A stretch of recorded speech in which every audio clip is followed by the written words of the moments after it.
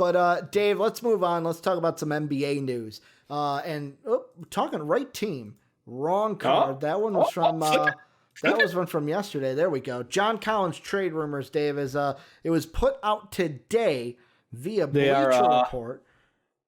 They're listening? Is that right? They're listening? So Bleacher Report has the Atlanta Hawks have reportedly shown a willingness to listen to trade offers for forward John Collins, but the franchise's desire to win in the short term complicates the process. Sam Amick of The Athletic reported Friday that the situation is worth watching ahead of the March 25th NBA trade deadline, but so far it appears unlikely Collins will be moved. The 23-year-old Wake Forest product is off to a strong start in the 2020-21 season. He averaged 18.5, 7.8 rebounds, 1.6 assists, while shooting 55.9% from the field in 24 appearances. Dave, before we look into teams, does John Collins get moved, yes or no?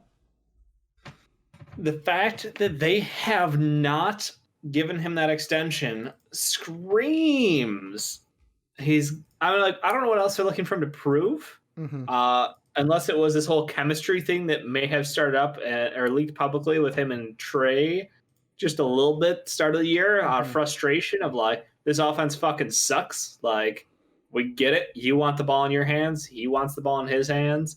Neither one of you will be happy if you don't have the ball in your hands. Yeah, it's very interesting. I think that he is likely to get moved, even though I don't know that's the right move for this team. But I think it's a non-fit, long term. It's a non-fit to have John Collins on this team. So might be best for both parties. I don't know the value you're going to get back for a guy on the final year of his rookie deal. Obviously because of that contract being so small right now. Exactly, Eric. Only making $4.2 million. He will be due for a big fucking payday as a 20-10 player with an amazing offensive skill set and an improving defensive effort. Sorry, the slander's fun, but yeah. So I'm going to throw something out here. And Kyle Kuzma 7 firsts. No, not the Lakers. I mean, the Lakers would be a team, but do the Nets get involved? The Nets are a team, Dave, that we've talked about not having enough cap space to get any of the big guys, but if they're not looking past this year, if it's like hey, John Collins would be a nice rental for this team. Well, they could extend him and just pay $1 billion in fucking taxes. True, that too. I mean, having to trade for a $4 million contract compared to the $18 million plus that we've been seeing around the league, or the 30 plus if you're looking at look, Ricky, they're scoring 140 a night. Are you trying to get to 150? Like, is that what your goal is here? Double the offense. None of the defense, double the offense, Dave. They're beyond double the offense, Ricky. They're beyond that. They've evolved beyond that strategy. They're at triple the offense. We're looking at world beater offense. Like, there's nothing that can come close to the scoring potency of the Nets outside of perhaps Phillip Rivers' sperm. Yeah. Zing. Phillip Rivers' sperm. I don't know. That's just a... I'm just trying to think here. Like, is it a playoff team that gets involved for him? Is it a team that is looking to build? Like, for me, I almost look at it and it's like, do the Pelicans get involved with this? Because they're a team that, yet again, we've thrown Lauri Markkanen out there in the Lonzo stuff. Do they get involved in a John Collins deal to where it's like, hey, we're going to trade John Collins over here or to New Orleans, and then they're just going to re-sign him? And then that's why they're looking to deal Lonzo Ball. And they do not an exact swap for Collins and Lonzo, but we'll send Lonzo somewhere else. We'll pull Collins in. That, you know what? The first reaction I thought was, God, no. But then I started thinking about it. And I know that Steven Adams is still an integral piece of this roster. Sorry, I should really turn my mic. I moved angles. You're good. I know Steven Adams is integral to this roster and is a great mentor and a big man. And we love our big men. But, like, the flying fucking fridge and Skeletor over there do need some floor spacing. And I think that John Collins as an addition, and that gives you that, like, tweener, like 4-5 combo. So Zion can play the 5, Collins can play the 5, Adams can play the 5. Like, you got 3 guys now who can rotate. I do see Melly being the guy. He's just an odd man out. Like, last year he shot well enough to keep his spot. this year, I don't think he is going to be able to maintain that spot on this roster. Like, he seems kind of just not the perfect fit out there. So I like it.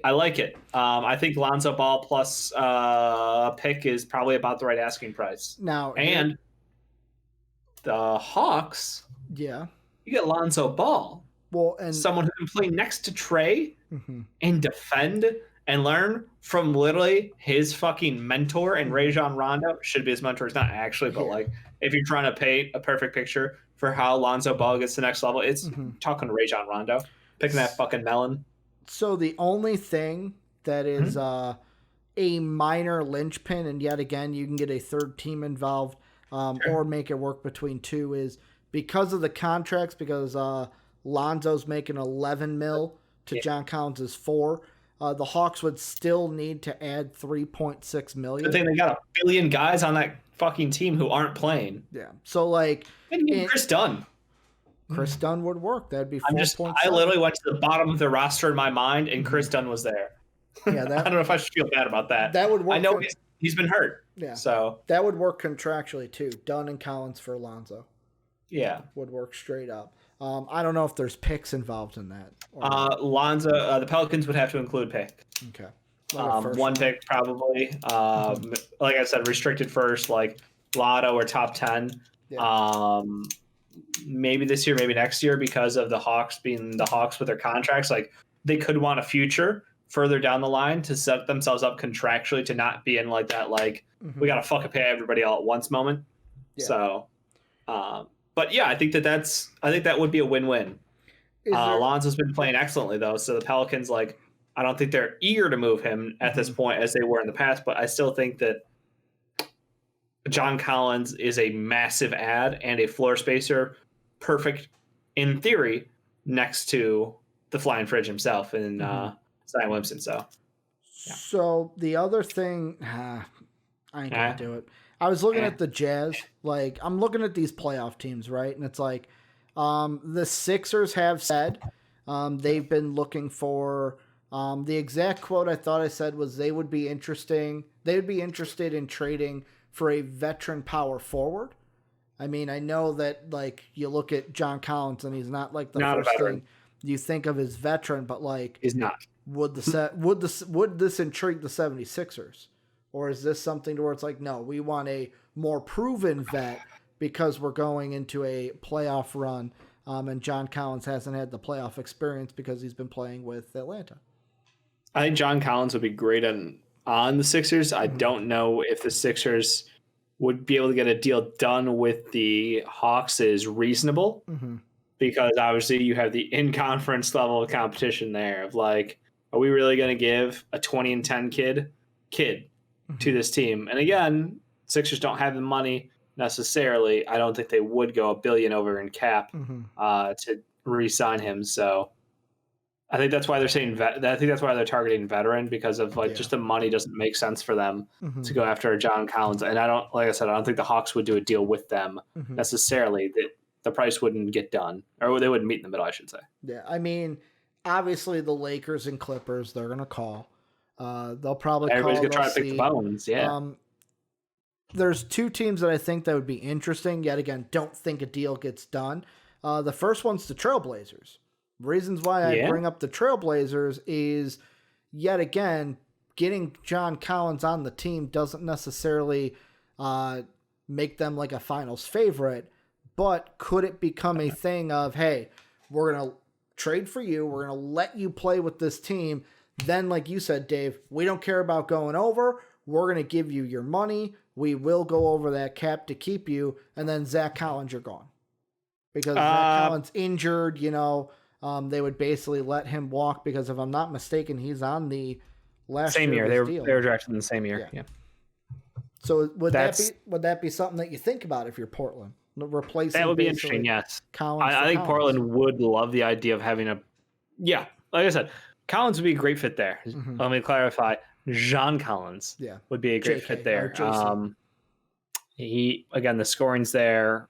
It's not like they're ever really short on scoring over there, but giving Dame any semblance of help is always loved. I know Rocco's had a rough start to the year. DJJ has also not been there the whole time. So like Hood's coming off of a terrible injury. He's been getting better. Mm-hmm. I don't know that he's all the way back quite yet, but again, like they've got the semblance of a good playoff group going. So I think if you can add John Collins without giving up too much, Mm-hmm. I mean, what, you got to keep Gary Trent, but outside of that, you can have God, who's the kid out of UNC who we did not like? What would Nasir Little? Yep, you can have Nasir Little. Mm-hmm. I'm trying to think of the rest of the roster. I'm so sorry. They've got Harry Giles, Simons, Mello, Cantor, Collins, Derek Jones Jr., Rodney Hood, Rocco, Nurkic, Dame, CJ, and then CJ, Ellerby, and Gary Trent. Yeah. That one's going to be the toughest thing about this is trying to find the deal, because I think that obviously Gary Trent Jr., it would be like what the Hawks are looking for in return. But I don't think that they can give it up. And Anthony Simons would probably be next up.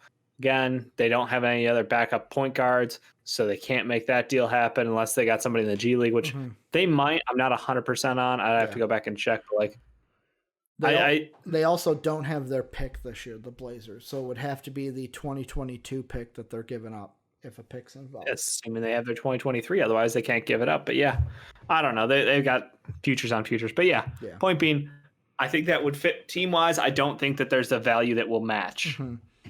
Unless you think Zach Collins will go back and they'll take a hurt Zach Collins with the hopes of re-signing him to a dirt cheap contract and playing the long game with him. Yeah, I mean, I don't know. For me, I love the idea. You know who I like? Go ahead.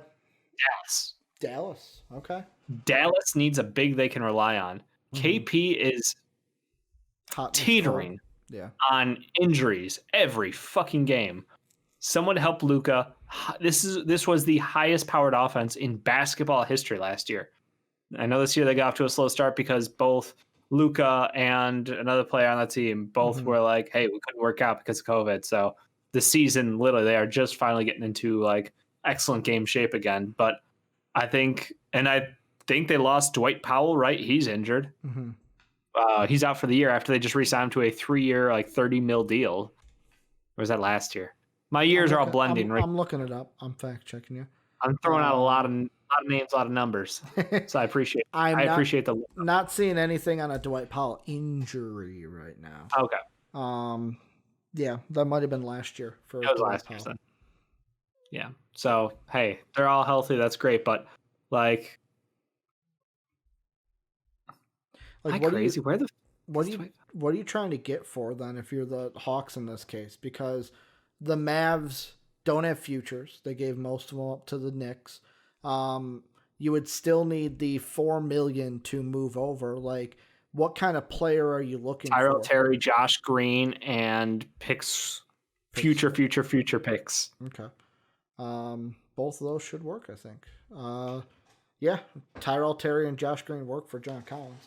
And then just whatever. Tyrell Terry, Josh Green, and then literally it would take like 2 future picks to get that deal done. Yep. And then they'd have to pay him. But I think that makes this roster incredible. It's a massive upgrade over Maxey. Yeah. They're a team I didn't even think of. Because I was thinking a little bit higher, where it's like, yet again, this is a team I always bring up in trade rumors, Dave. Do the Nuggets make a move? Do they make a move? Like, this is a guy too where you don't have to give up as much as you they don't have to give up as much if they want to fucking move on from Gary Harris. Obviously, you're not including Gary Harris in this deal because then the Hawks would have to give up too much. But like, they're a team of, yet again, it runs into the thing we talked about before. MPJ's probably not on the board. RJ's not on the board. Ball's not on the board. So it's like a deal probably wouldn't get done. Other than that, like, I don't really see a team that is like, that wouldn't just inquire, because I think everyone's going to inquire. Yeah. I love the Spurs. LaMarcus Aldridge has been a fucking a downer. He's been a downer this year. If you could go ahead and swap him out for someone with as much explosive offensive talent, that would be insanity. Absolute insanity for that team. I do like the Spurs. I like Mm-hmm. I say the Mavs. I think Spurs, Mavs, Pelicans. You brought up. I think that was a really interesting one. I think all of those teams would be very interested in moving forward with a John Collins deal. Though, like you said in the East, Nets, no. Philadelphia 76ers won't get him because the price will be too high because it's in conference. And then as you scroll down, like I almost said what Eric said. Warriors. I almost said it only because of the fact of they would be a team that I think used what you said of like, let's trade for him because he's $4 million. Oh, wait, let's re-sign him to then go over the cap. And then they'd have a starting lineup of next year, Steph, Clay, Wiggins, Collins, Wiseman, and then Draymond leading. That's not leading ball handler, but like being the veteran presence off the second unit. Because would it be stupid for them to start Collins over Draymond Green? I don't think it would. Wiseman would eat bench. Let's be honest. So from what we've seen so far, Wiseman would be on the bench. So Looney would be the starting five? No, Draymond. Okay, Draymond. John Collins and Draymond would be sharing coverage of the five. Still pretty good fucking team there. Oh, it absolutely bangs, Ricky. It bangs. Don't get me wrong. I just don't know how they make like Kelly Oubre plus picks. Is that if you're giving up the Timberwolves pick, are you feeling good about that? Yeah, the T-Wolves pick. Because then I'm getting yet again, it's but you got to add a whole lot more on the Hawks side because that Kelly Oubre deal is a bit more expensive than Kelly $4 million. Oubre have to be involved? Could it be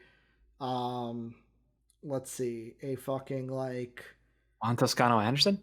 I mean, you could add like Steph Curry's teammate could be involved. Steph Curry's teammate.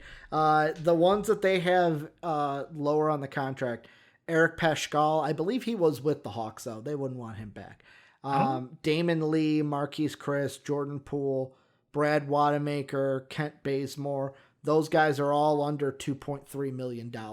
None of those guys. And then Kevon Looney is 4.8. No fucks given, Ricky.